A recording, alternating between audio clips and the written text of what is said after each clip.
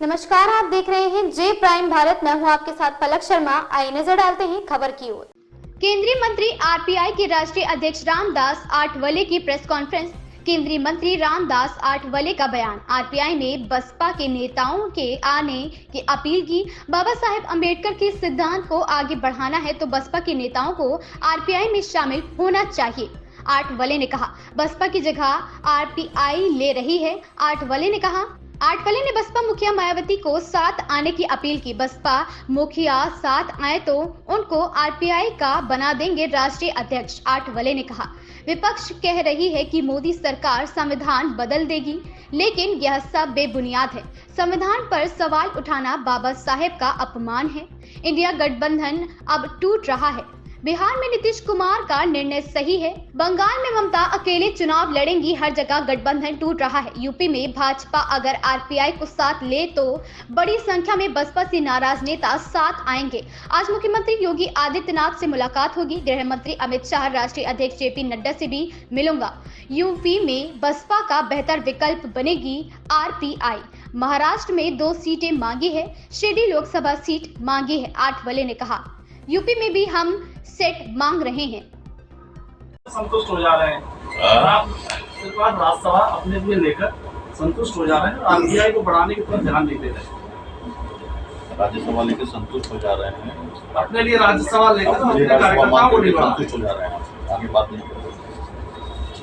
ये आम धारणा है। संतुष्ट का विषय ये नहीं है। मतलब मैं अगर शुरू में लोकसभा भी मांगता था तो मैं लोकसभा में 14 में चुनकर आता था। मेरा क्षेत्र 2-3 जगह पर बदला था। मैं एक बार मुंबई से चुनकर आया था, 2 बार पंढरपुर से चुनकर आया था, दूसरी बार शिरडी से मैं लड़ा था, वहां मैं हारा था। इसलिए मैंने कोशिश की थी कि मुझे राज्यसभा मिलनी चाहिए। तो लोकसभा तो लड़ने का तो इतनी हवा थी तो वहाँ कम से कम 42 सीटें जो है बीजेपी शिवसेना की चुनकर आई थी, तो मैं भी खड़ा रहता था तो मैं लोकसभा में चुनकर आता ही था। लेकिन मुझे पहले राज्यसभा मिली थी तो मैं राज्यसभा में संतुष्ट नहीं हूँ। मैं अगर लोकसभा में आता हूँ तो मैं लोगों में काम करने वाला मैं कार्यकर्ता हूँ। उसके लिए मेरी कोशिश रहेगी। हम देखते हैं, अभी चर्चा करके उसमें से क्या मार्ग निकलता है। महाराष्ट्र में बीएम वो एरिया है संबल की सीटें का लिए है।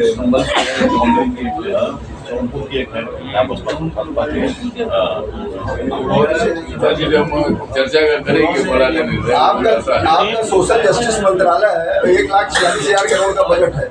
आपका जो सोशल जस्टिस मंत्रालय है उसका 1,46,000 करोड़ का बजट है। नरेंद्र मोदी ने पिछले बजट में इसमें काफी वृद्धि की थी। तो इसमें दलितों के उद्धार के और क्या कार्यक्रम पिछले वर्ष किए गए? गत वर्ष बजट है, इस साल का बजट हमारा 1,59,000 करोड़ का है हमारा सोशल जस्टिस का, और ट्राइबल का बजट 1,17,000 करोड़ का है। वो अलग है। इसके SC मिलाकर कम से कम 3 लाख तक 2,79,000 तक बजट जाता है। तो इस वक्त मोदी जी ने हमारे मंत्रालय को और ट्राइबल को बहुत बड़ा बजट दिया है। उसमें हमारे मंत्रालय में शेड्यूल कास्ट के लोग आते हैं, DNT आते हैं, OBC आते हैं, उसमें हमारे दिव्यांगजन आते हैं, सीनियर सिटीजन आते हैं, ट्रांसजेंडर आते हैं, ऑर्फन लोग आते हैं। तो इसी तरह के लोग हमारे पास आते हैं, मतलब हमारे मंत्रालय के अंदर आते हैं।